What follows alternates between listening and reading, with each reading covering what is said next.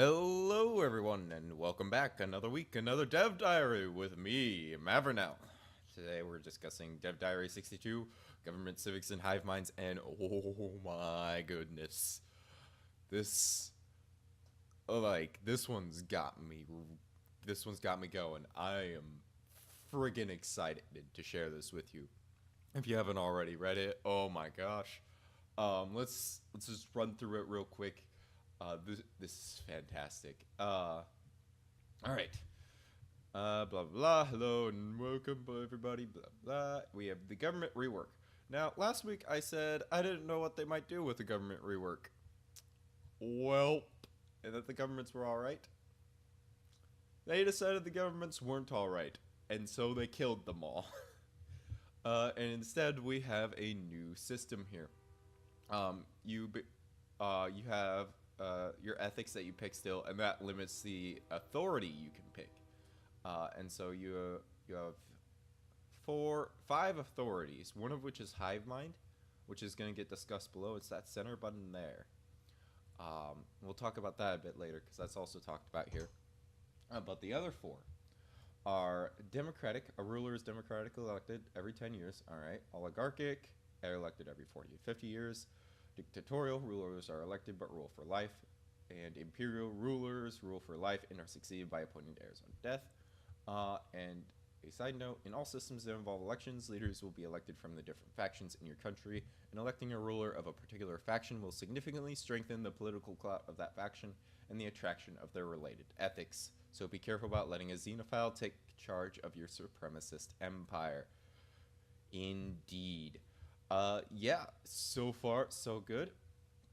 And we have the civics on the side, which it looks like once you pick your authority, you pick certain civics, and that will create a sort of name for your government. The government, it's just a label.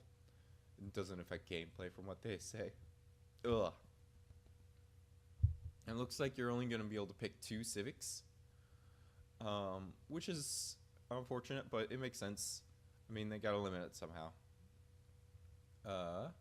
But yeah, and the civics represent the political and social traditions of your government and come in a wide variety of types, primarily limited by your authority and ethics. In addition to providing modifiers, they can also change how your empire is governed. For example, citizen service ethic ties citizenship to military service.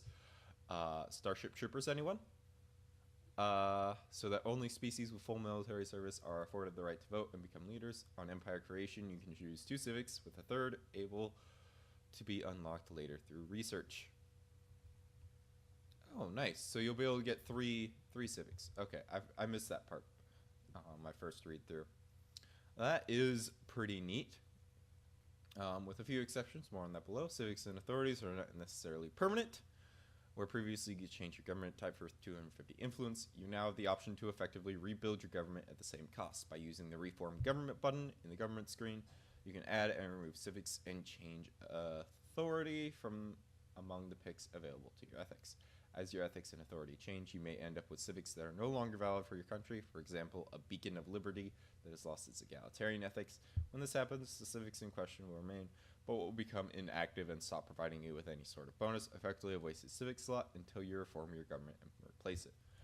Now that is cool.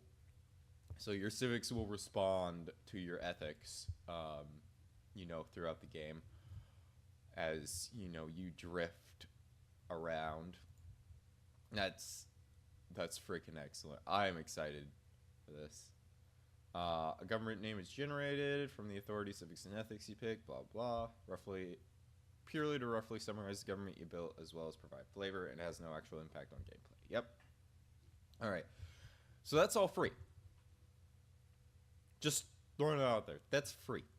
Now we're going to get into the paid features here. We have 3 advanced civics, which are paid features. They're a bit more powerful than the other civics.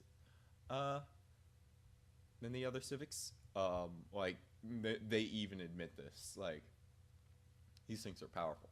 So we have, first of all, syncretic evolution. Your species evolved along with another subservient species. A second species is randomly generated on your homeworld, replacing some of your primary species pops. They will always have the proles, rebalanced in banks, and strong traits, making them excellent soldiers and workers, but less ideal for intellectual pursuits. The Civic provides no additional benefits and cannot be removed once picked. And Mechanist. Your species is obsessed with the pursuit of robotics. This Civic requires you to be materialist and has you start with the robotic workers, empowered exoskeletons technologies, and a population of worker robots to do the farming and mining for you, replacing some of your primary species pops. This Civic provides no additional benefits and cannot be removed once picked. Now, the one I'm most excited about here, I mean, I do like Mechanist a lot, because that allows you to pick like the weak trait from your genetics, but Fanatic Purifiers.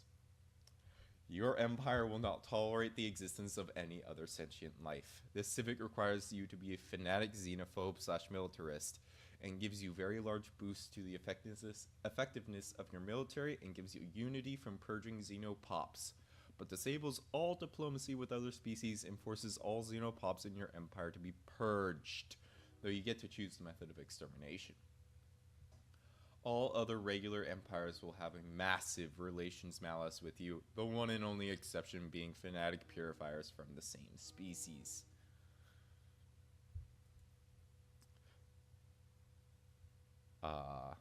All hail the Emperor. Long may he reign. Yep. Alright. The society... Oh, and get this. This is definitely the Empire.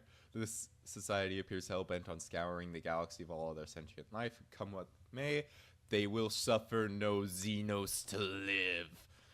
Totally just ripped from Warhammer 40k. Oh, I love it. There are a bunch of Warhammer 40k nerds on the Stellaris team. There, if I could talk. Cannot have syncretic evolution, has militarist ethic, has fanatic xenophobe ethic. Nice. This, oh my god. The only thing missing is spiritualist.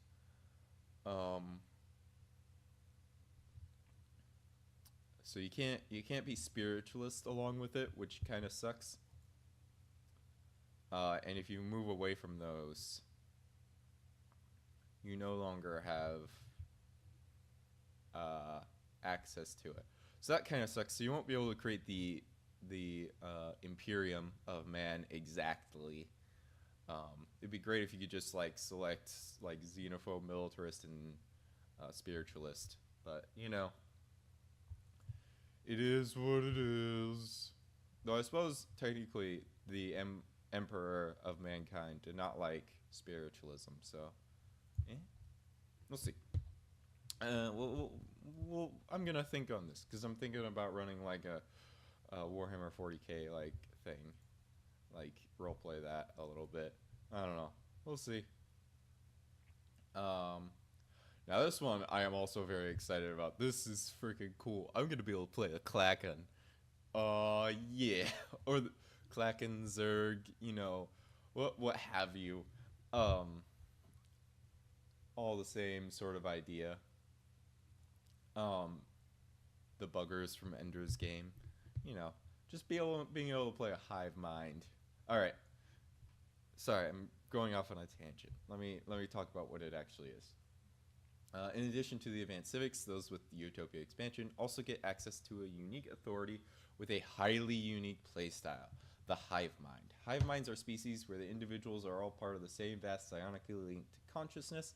The immortal hive mind rules absolutely over the population of non-sentient worker drones using sentient autonomous drones leaders to extend the reach of its will.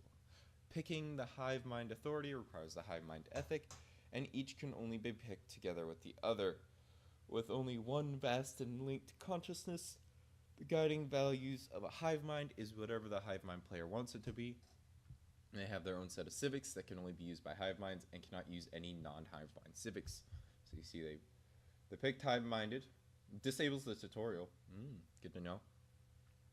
And there's only the hive-mind button they can select.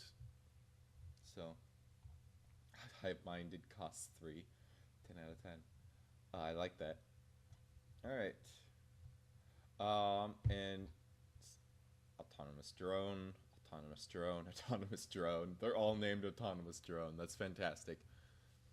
All pops from the founder species of a hive mind will have the hive-minded trait. Hive-minded pops are not affected by happiness and will never form factions, allowing hive minds to completely ignore internal politics. Though this comes as a cost, they cannot benefit from the influence boost and other benefits provided by happy factions in a regular empire. As hive minds rely completely on their ability to communicate psionically with the drone population, they are also unable to rule over non-hive-minded pops, and any such pops in your empire will automatically be killed over time and processed into food to feed the hive. Similarly, hive-minded pops that end up in non-hive-mind empires will be cut off from the hive and will perish over time. The only way to integrate pops between hive minds and non-hive minds is to use the biological ascension path to unlock advanced gene modding and modify them by adding or removing hive-minded. More on this in the next dev diary. Yes, please. However, hive minds can still coexist with other species. They have full access to diplomacy and can have non-hive mind subjects and can be ruled over as subjects in return. Though non-hive mind empires tend to be somewhat distrustful of hive minds on first contact. Nice. Oh, and while hive minds are psionic by nature, the way they function in their connection to the shroud is radically different from that of regular psychics, making them unable to follow the psionic ascension path. Furthermore, hive minds are deeply biological entities and fundamentally incompatible with the synthetic ascension path. They are, however, perfectly suited for the biological ascension path and can make use of it to assimilate other non-hive mind species into the hive as described above. Nice. Very nice. That's all for today. Next week we'll be talking about the biological and synthetic ascension paths. Oh, I'm excited. This is gonna be awesome. All of it, just all of it. Very good. I am really liking the way Stellaris is shaping up. This is a huge patch. Like, even just the free stuff is so much.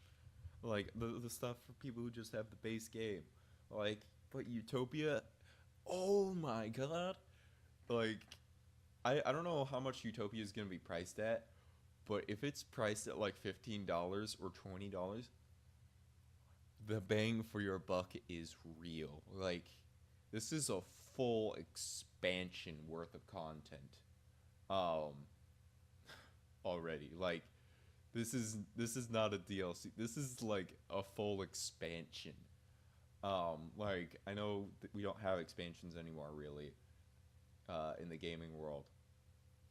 But, I mean, and DLC kind of replaced that. But still, this is good content. I am very excited about this. I hope you are as well. Let me know what you thought about this dev diary in the comments. Hit that like button if you enjoyed this video. You know, all that good stuff. Oh, before I go, I want to take a moment to apologize. I have been extremely busy and I have not been able to get another mod spotlight out. Well, I was extremely busy, and then yesterday I was in extreme pain because somehow I managed to fuck up my back. So that happened, unfortunately. So I didn't really do anything for the video, and I'm still in pain, but not nearly as much pain today. So I'm gonna try and take some time, do that. Or at least a little bit. I don't know if I'm going to finish it. If I do, you'll see it tomorrow. If not, is sometime eventually. I am conflicted about putting this mod spotlight out because Utopia is so close. If I can get it done tomorrow, if I can get it done today and release it tomorrow, then I'm good. And it'll probably be the last mod spotlight until after Utopia. Because I don't see the point in doing mod spotlights when I don't know which mods are going to be continued in 1.5 or not. I mean, like, some are explicitly saying they're going to be continued in 1.5, but I'd rather wait and see if that makes any sense. So yeah. With that said, take care of yourselves. And until next time, I'll see ya. Bye bye.